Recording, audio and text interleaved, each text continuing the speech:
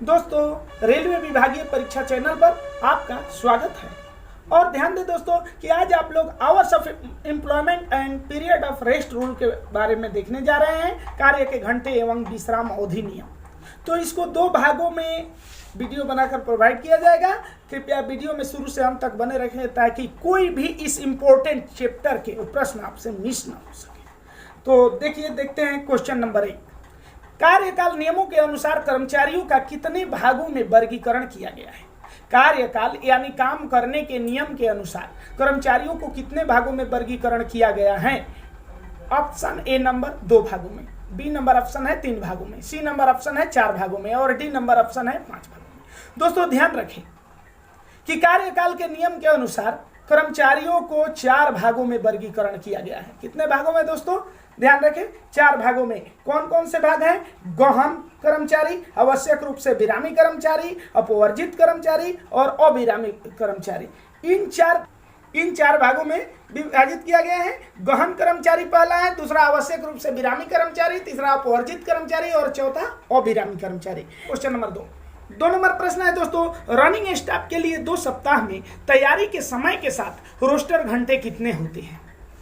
ध्यान दे दोस्तों, running staff के लिए 2 सप्ताह में तैयारी के समय के साथ रोस्टर घंटे कितने होते हैं? ऑप्शन ए नंबर है 72 घंटे, बी नंबर 102 घंटे, सी नंबर ऑप्शन है 108 घंटे और डी नंबर है इनमें से कोई नहीं। दोस्तों इसका सही आंसर है 102 घंटे।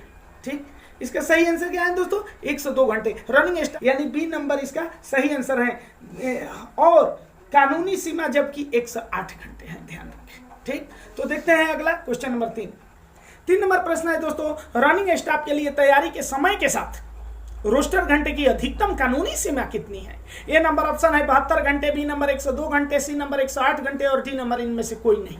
इनमें से कोई नहीं। तो दोस्तों आप अभी सुन चुके हैं कि कार्य करने के रोस्टर घंटा 102 हैं, लेकिन कानूनी सीमा 108 घंटे की है। इसलिए सी नंबर सही आंसर है, क्योंकि प्रश्न में है अधिकतम कानूनी सीमा कितनी है। तो सही आंसर क्या है दोस्तों? 108 घंटे। आगे चलते हैं क्वेश्चन नंबर 4।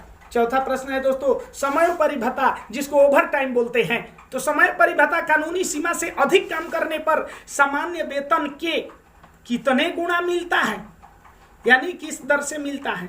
तो यहाँ खाली स्थान है दोस्तों, भरना है। ए नंबर ऑप्शन है दर से, सामान्य वेतन के दर से, बी नंबर ऑप्शन है दुगनी दर से यानी सामान्य वेतन के दुगनी दर से, सी नंबर ऑप्शन है तिगुनी दर से, सामान्य वेतन के तिगुनी दर से और डी नंबर है चौगुनी दर से, सामान्य वेतन के चौगुनी दर से। तो ध्यान रखें दोस्तों, समय भत्ता जो है कार्य घंटे तक वेतन की दर से मिलता है, लेकिन कानूनी सीमा से अधिक काम करने पर वह सामान्य वेतन के दुगनी दर से मिलता है। इसलिए बी नंबर सही आंसर है। तो अगला प्रश्न देखते हैं क्वेश्चन नंबर 5। अपवर्जित कर्मचारी की सूची के लिए किसकी स्वीकृति लेनी पड़ती है? ऑप्शन नंबर ए है श्रम मंत्रालय की, बी नंबर ऑप्शन है रेलवे बोर्ड की, सी नंबर है मंडल रेल प्रबंधक की और जी नंबर है जनरल मैनेजर यानी जीएम की। तो दोस्तों इसका सही आंसर है ए नंबर श्रम मंत्रालय की। अपवर्जित कर्मचारी की सूची के लिए श्रम मंत्रालय की स्वीकृति लेनी पड़ती है। ठीक, ध्यान रहे दोस्तों कि वर्गीकरण तय करने के लिए सामान्यतः जीएम को अधिकार है, जनरल मैनेजर को, जिसे वह मुख्यालय कार्मिक अधिकारी को सौंप सकता है, लेकिन वही अपवर्जित कर्मचारी की सूची के लिए श्रम मंत्रालय की स्वीकृति लेनी पड़ती है। नंबर सही आंसर है। अगला प्रश्न संख्या 6 नंबर प्रश्न है दोस्तों, रीजनल लेबर कमिश्नर को प्रत्येक वर्ष खाली स्थान यानी कि किस तिथि तक निर्धारित वार्षिक विवरण भेजने होते हैं? खाली स्थान के जगह पे किस तिथि मान लेते हैं? रीजनल लेबर कमिश्नर को प्रत्येक वर्ष खाली स्थान तक निर्धारित वार्षिक विवरण भेजने होते हैं, यानी रीजनल लेबर कमिश्नर को प्रत्येक वर्ष किस तिथि तक निर्धारित वार्षिक विवरण भेजने होते हैं? ए नंबर ऑप्शन है 30 मार्च, बी नंबर 15 अप्रैल, सी नंबर ऑप्शन है 15 मई और डी नंबर 15 जुलाई। तो ध्यान रखें दोस्तों, इसका सही आंसर है 15 मई। रीजनल लेबर कमिश्नर को प्रत्येक वर्ष 15 मई तक निर्धारित वार्षिक विवरण भेजने होते हैं। अगला प्रश्न क्वेश्चन नंबर 7वां प्रश्न है दोस्तों, इनमें कौन से गहन कर्मचारी की श्रेणी में नहीं आता है? A number telephone operator, B number बेतार operator, C number section controller और डी नंबर सफाई वाले। तो दोस्तों ध्यान रखें कि कौन से गहन कर्मचारी के श्रेणी में नहीं आता है। इसमें सफाई वाला गहन कर्मचारी के श्रेणी में नहीं आता है, क्योंकि सफाई वाले को आवश्यक रूप से विरामी कर्मचारी माना जाता है। इसलिए डी नंबर सही आंसर हुआ। लेकिन हाँ दोस्तों ध्यान रखें इसके लिए कि गहन कर्मचारी की श्रेणी में कौन कौन से आते हैं, ताकि अगला क्वेश्चन छांटने में आप लोगों को सुविधा हो सके। तो देखिए ये तो अध्ययन के बाद घोषणा की जाती है, लेकिन मुख्यतः उनकी अध्ययन की जाती है किनके किनकी, टेलीफोन ऑपरेटर, बेतार operator, section controller, cabin man इत्यादि के अध्ययन के बाद घोषणा की जाती है कि ये गहन कर्मचारी के श्रेणी में हैं, उनके काम के आधार पे। जहां बिल्कुल काम ना हो वहां के लिए छोड़कर, ठीक। तो गहन कर्मचारी के श्रेणी में टेलीफोन ऑपरेटर, बेतार operator, section controller, cabin man इत्यादि आते हैं, ठीक। तो यहाँ टेलीफोन ऑपरेटर, बेतार ऑपरेटर, सेक्शन कंट्रोलर हैं, इनको छोड़ दिया जाए तो सफाई वाले जो है गहन कर्मचारी की श्रेणी में नहीं आता है, इसलिए डी नंबर इसका आंसर है। आगे देखते हैं क्वेश्चन नंबर 8। दोस्तों आवश्यक रूप से विरामी कर्मचारी वे हैं जो 12 घंटे तक लगातार अपने काम पर रहने पर भी खाली स्थान या इससे अधिक खाली रहते हैं। फिर से देखें क्वेश्चन दोस्तों, आवश्यक रूप से विरामी कर्मचारी वे हैं जो 12 घंटे तक लगातार अपने काम पर रहने पर भी कितने घंटे या इससे अधिक खाली रहते हैं। ए नंबर ऑप्शन है 3 घंटे, बी नंबर 6 घंटे, सी नंबर 5 घंटे और डी नंबर 8 घंटे। दोस्तों इसका सही आंसर है 6 घंटे। आवश्यक रूप से विरामी कर्मचारी उन्हीं को कहते हैं जो 12 घंटे तक लगातार अपने काम पर रहने पर भी 6 घंटा या उससे अधिक खाली रहते हैं, यानी बी नंबर सही आंसर है। लेकिन इसके साथ साथ ध्यान रखें दोस्तों कि खाली समय में भी कर्मचारी अपने काम पर रहता है, किंतु इस अवधि में उसे न तो कोई शारीरिक कार्य करना पड़ता है और न ही लगातार एकाग्रता रखनी पड़ती है।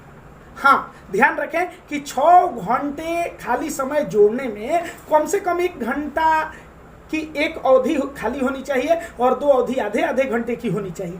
ये ना कि 3 मिनट का जोड़ दिया जाए, 5 मिनट से कम के विश्राम को नहीं जोड़ा जाता, ध्यान रखें दोस्तों। तो यहाँ इसका सही आंसर 6 घंटा है, बी नंबर। अगला प्रश्न क्वेश्चन नंबर 9 नंबर प्रश्न है दोस्तों, आवश्यक रूप से विरामी कर्मचारी के 6 घंटे खाली समय जोड़ने में कम से कम कितने 1 घंटे की और 2 अवधि आधे आधे घंटे की होनी जरूरी है।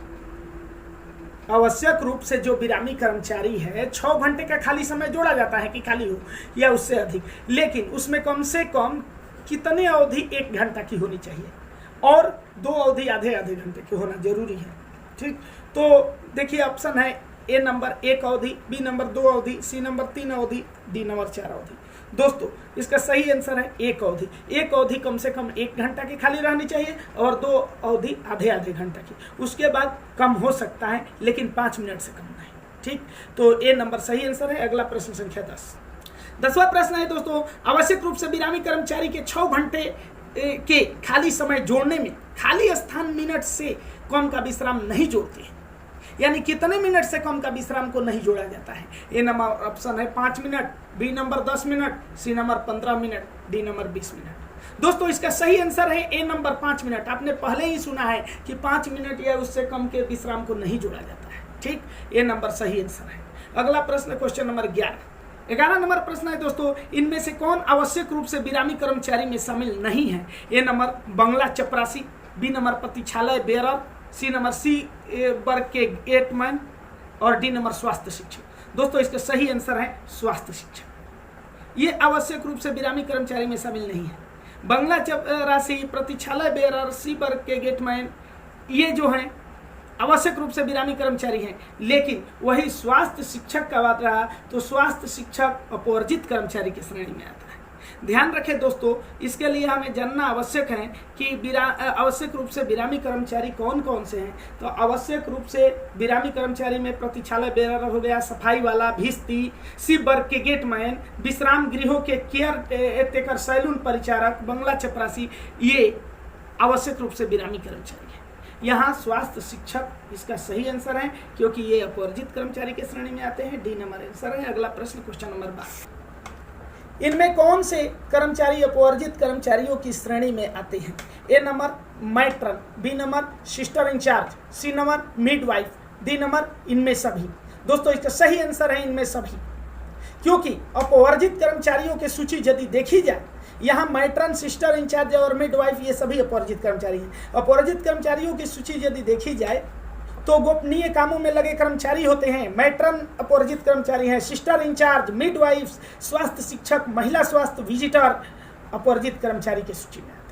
तो अगला प्रश्न अर्थात यहाँ सही आंसर हुआ दोस्तों मैट्रन, सिस्टर्स इंचार्ज, मिडवाइफ, यानी इनमें सभी डी नंबर सही आंसर हुआ। आगे देखते हैं अगला प्रश्न, क्वेश्चन नंबर 13। तो 13 नंबर प्रश्न है, इनमें से कौन अविरामी कर्मचारी के सूची में आते हैं? A number driver, B number guard, C number centre fireman और डी नंबर उपयुक्त सभी। दोस्तों इसका सही आंसर है उपयुक्त सभी। अविरामी कर्मचारी के सूची क्लर्क, टाइपिस्ट, लोको, ट्रैफिक रनिंग कर्मचारी, driver, centre fireman, guard, TT. ठीक, आगे देखते हैं अर्थात यहाँ सभी आंसर सही है, डी नंबर। आगे देखते हैं क्वेश्चन नंबर 14। 14 नंबर प्रश्न है दोस्तों, अविरामी कर्मचारियों को दोबारा ड्यूटी पर बुलाने के पहले कम से कम कितना विश्राम देना आवश्यक है?